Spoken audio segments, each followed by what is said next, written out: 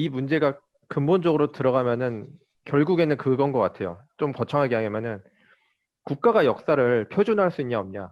어, 이 그쵸. 문제로까지 연결되는 것 같아요. 그러니까 역사를 어떤 공적 기관이나 국가 권력 기관이 표준을 지정한다는 발상 자체가 굉장히 위험한 발상인 것 같아요.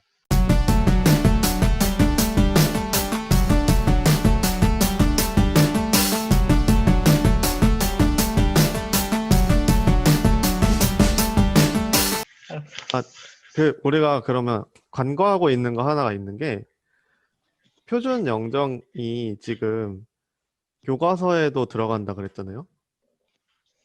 그런데 이거는 이 교과서에 들어가는 사진을 규정할 수 있다라는 거는 국정교과서 체제가 기반이 돼야 된단 말이에요. 그러니까 표준 영정이라는 게 그래서 필요하게 된다라는 그쵸. 거죠. 네.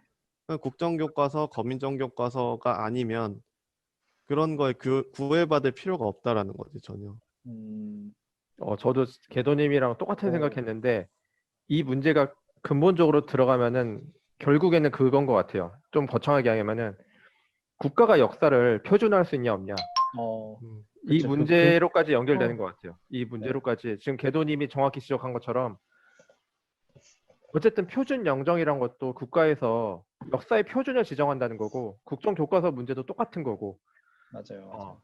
그래서 지금 얘기하다가 저도 불현듯 생각이 들고 생각을 다 바꾸게 됐는데 그러니까 역사를 어떤 공적 기관이나 국가 권력 기관이 표준을 지정한다는 발상 자체가 굉장히 위험한 발상인 것 같아요. 그래서 아까 전에 저기 하치님이 시대착오적인 발상, 이 시대가 어느 시대인데라고 얘기했는데 그 시대가 그런 시대인 거죠. 민주의 시대인 거죠. 국가 권력이 요즘 같은 프로젝트 모더니즘 어, 시대에 맞아. 진짜 그렇게 표준을 국가 권력이 마음대로 지정하고 한다는 것 자체가 그리고 아까 수평님이 말해준 것처럼 그러면서 생기는 문제점들은 다양하게 해석될 수 있는 여지들이 다 시간이 지나면서 없어져버려. 사라져 간다는 네, 거죠. 다 맞아요. 시간이 지나면서 다양성이 사라져 없어져 가는 거죠. 버려요. 예. 예를 들어 가지고 무슨 생각을 했냐면은 프랑스에서 나폴레옹 사진은 이거 알프스 넘고 있는 거 알죠? 멋있는 거. 그거 하나로 표준을 시키자라고 했을 때 나폴레옹 초상화가 수많이 많이 남아 있잖아요.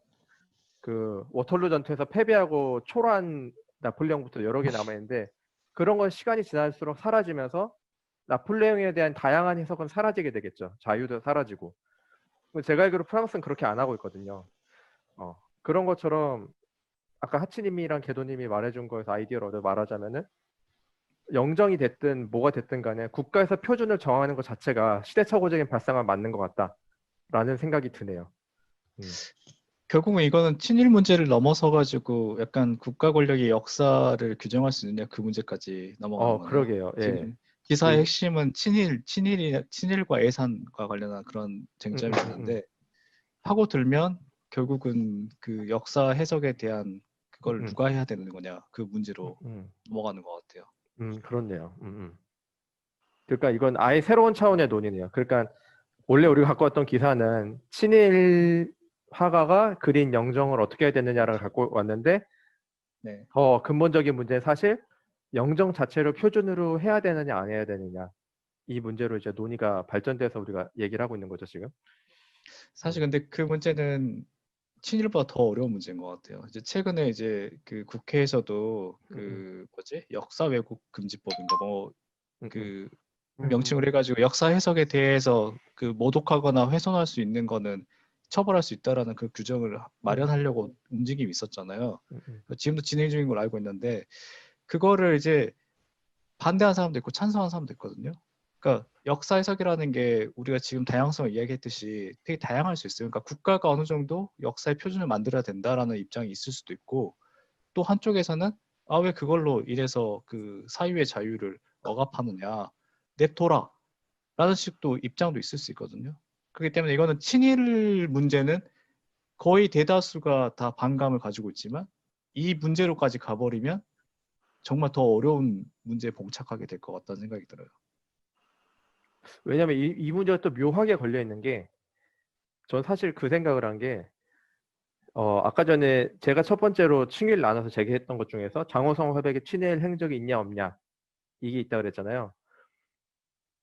근데 친일 임명 사정을 만든 거는 대통령 직속위원회에서 만들었단 말이에요. 친일 임명 사정을 만든 게. 노무현 정권 때. 어떻게 보면 그것도 형태는 다르지만 메커니즘은 똑같은 거예요. 과거에는 영웅을 만들고 추승하기 위해서 국가 권력이 직접 개입을 했다면은 지금은 어떻게 보면은 친일파라는 그 무리를 만들어내기 위해서 또 국가가 직접 개입을 한 거죠. 그리고 이런 그렇죠. 사람은 친일파다라고 규정을 해버린 거잖아요. 어떻게 보면은 사전이란 게 그런 공신력을 가지고 있고 대통령 직속위원회에서 만든 거니까 그게 뭐 민간 기관이 만드는 게 아니잖아요. 국가가 권력이 투입되는 거잖아요. 그러면은 어떻게 보면은 그 문제도 같이 고민해 볼 필요가 있을 수도 있죠. 그 유가족들은 아마 입장이 다를 거예요. 우리가 그러니까 다르겠죠? 예, 예. 일반적인 상식에서 봤을 때는 저 사람 친일이 맞다라고 하는데 유가족들은 오해의 소지가 있다라고 해가지고 반발하는 경우도 굉장히 많거든요. 지금 그래서 친일 임명사전이 그 발간식을 했었을 때 굉장히 논란이 됐고 결국은 그 행사가 완전 망가졌어요. 그래서 지금 이제 출간은 됐지만 거의 막혀버렸거든요. 그러니까 그런 이유는 결국은 친일파들이 자기 권력을 잡겠다 아니면 자기의 지위를 유지하겠다 그런 문제를 넘어서서 해석의 차이가 분명히 존재한다는 거예요. 친일 내부에서도. 그 네. 친일임명사전의 규정 중에 하나가 있는데 사법 관련해서 규정이 하나 있어요. 그래서 7-1 보면 기준이 그거예요. 판사, 검사로 재직한 자. 끝이에요. 그게 끝이고 예외 단설에 달았는데 판검사로 재직했던 자로서 반일 운동에 참여하거나 면직 후 변호사로서 반일 운동 관련자를 변호한 사실이 확인되는 자. 그러니까 판검사로 일했으면 대부분은 그냥 다 친일파로 등록이 되고 면직된 사람이어야지만 안 들어가는 거예요. 면직된 사람. 반일 관련해서 판결을 내리거나.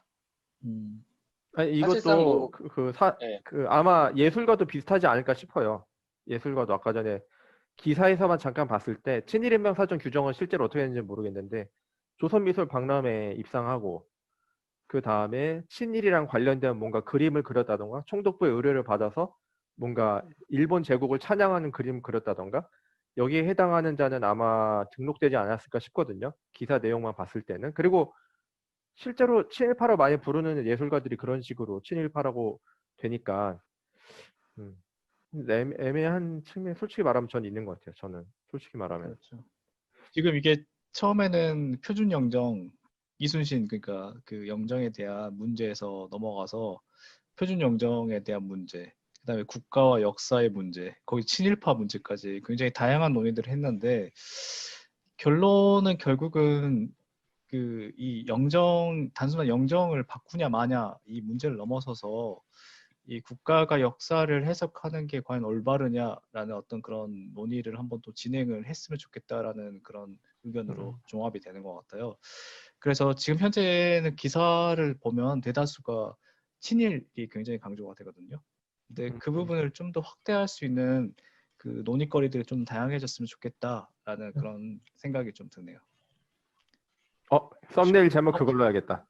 네. 친일 논란 문제의 핵심은 그게 아니다. 뭐 이런 걸로 좋네요. 가야겠다. 네네, 좋네요. 혹시 뭐 이야기하고 싶으신 분 있나요? 한마디 정도? 저 개인적으로 말씀하십시오. 표준 영정의 가장 큰 문제점을 제가 몸소 체험한 사람인데 뭔데요? 그 뭐라고 해야 되나? 이게 국가에서 표준을 지정해 버리면은 상상력을 확실히 제한하긴 해요. 제가 만화 임진왜란이라는 웹툰을 그리고 있잖아요. 네. 이순신 부분만 되면은 그러니까 임진왜란 때 나왔던 인물들 중에서 다른 사람들은 표준 영정이 없는 걸로 알고 있거든요. 권율 장군이 있으려나? 네네. 근데 뭐 유명하지 않을 거야 아마. 이순신 장군만 이제 표준 영정이 있는데 그렇죠.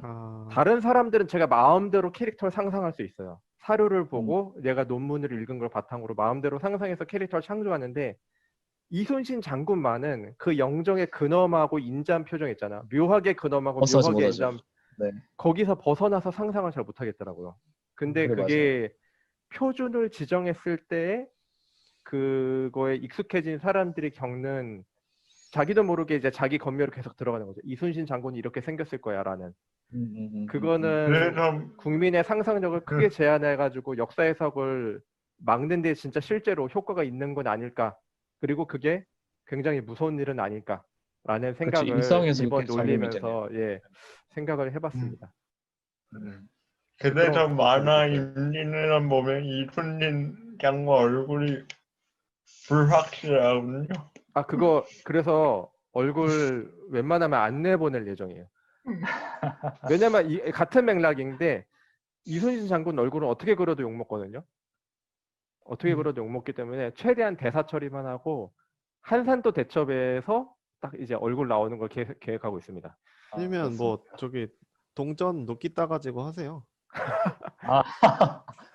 논란이 없네. 여지가 없네요. 해가지고 오늘 얘기한 게 표준영정 비판적인 입장의 북한산이었는데 그걸 그대로 갖다 쓰면 자기 논리하고 반대되는 거잖아요, 완전. 내가 이렇게 억압당하고 있다라는 이거 완전 그거네. 행위 예술인 거죠. 가는 거네. 행위 예술. 10년도에 반만년 기념주화입니다. 네, 아까 말씀하셨던. 마무리로 한 번씩 보시라고. 네, 좋습니다. 흥미로운 점은 금관만도 이렇게 있어요. 그러니까 박정희 때 선동형. 특징 중에 하나가 신라 미는 거랑 이순신 맞아. 장군 미는 거랑 맞아, 이렇게 맞아. 불국사도 있고.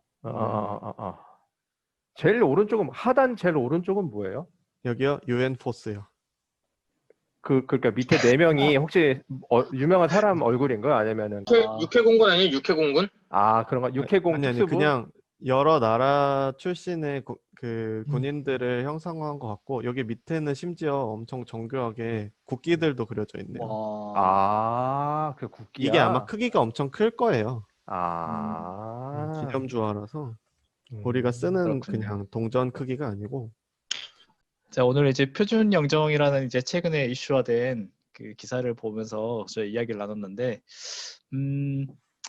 어떻게 보셨는지 모르겠어요. 좀 민감한 소재이기도 하고, 또 지금 당장에 어떻게 해결할 수 없는 문제거든요.